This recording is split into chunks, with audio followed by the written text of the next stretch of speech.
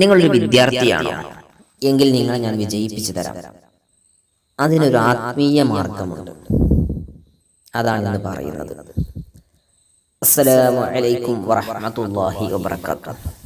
പ്രിയപ്പെട്ട സഹോദരി സഹോദരന്മാരെ, നമ്മുടെ വീഡിയോ കാണാൻ വലിയ ഭംഗിയൊന്നുമില്ലെങ്കിലും അമൂല്യമായ, എല്ലാവർക്കും ഉപകാരപ്പെടുന്ന കുറഞ്ഞ 2-3 മിനിറ്റിലുള്ള വീഡിയോ ആണ്. നിങ്ങൾ കൂടെ ഉണ്ടാവണം.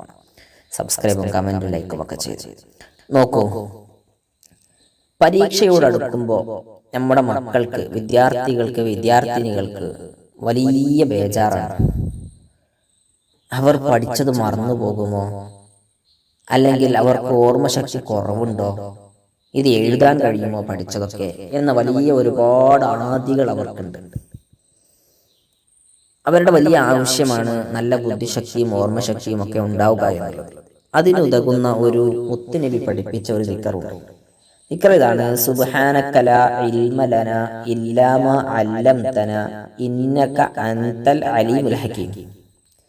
സുബ്ഹാനക ലാ ഇൽമ ലനാ ഇല്ലാ മാ അല്ലംതനാ ഇന്നക അൻതൽ അലീമുൽ ഹകീം. നമുക്കൊക്കെ ഒരു പക്ഷേ കേട്ട് പരിചയമുള്ള ദിക്റായിരിക്കും. ഈ ദിക്റിനെ നല്ല ബുദ്ധിശക്തി ഉണ്ടാവാൻ, നല്ല ഓർമ്മശക്തി ഉണ്ടാവാൻ, പഠിച്ചത് മറന്നു പോകാതിരിക്കാൻ, ഇതിനൊക്കെ ഇത് ഉപകാരപ്പെടും. ഇത് നിങ്ങൾ എപ്പോഴാണ് ചൊല്ലേണ്ടത്? നിങ്ങൾ ചൊല്ലേണ്ടത് പരീക്ഷയ്ക്ക് തയ്യാറെടുക്കുന്ന ആളുകൾ എല്ലാ ദിവസവും പരമാവധി തവണ മഗ്‌രിബിന് ശേഷമോ അല്ലാത്ത സമയങ്ങളിലോ ഒക്കെ ചൊല്ലാം. ഇത് ഒരു 10-15 വട്ടം ചൊല്ലിയാൽ നമുക്കിത് കാണാതെ പഠിക്കും, ഹിഫ്ളാകും. ആ സമയത്ത് ഇത് ബൈഹാർട്ടായാൽ പിന്നെ അങ്ങനെ നമ്മൾ ഇടക്കിടക്ക് ചൊല്ലിക്കൊണ്ടിരിക്കുക ഒഴിവുള്ള സമയങ്ങളിലൊക്കെ. എന്നിട്ട് ചൊല്ലിക്കഴിഞ്ഞതിന് ശേഷം അള്ളാഹുവിലേക്ക് 2 കൈകളും ഉയർത്തിയിട്ട് അള്ളാഹുവിനോട് നമ്മുടെ ആവശ്യം പറയാം.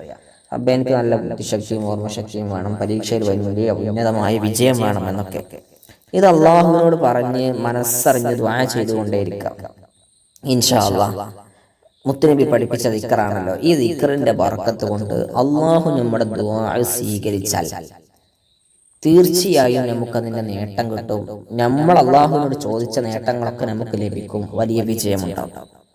നമ്മളൊരിക്കൽ നഷ്ടപ്പെടുത്തരുത്. അള്ളാഹു നമുക്കൊക്കെ, നമ്മുടെ മക്കൾക്കൊക്കെ നല്ല ബുദ്ധിശക്തി നൽകട്ടെ. അസ്സലാമു അലൈക്കും വറഹ്മത്തുള്ളാഹി.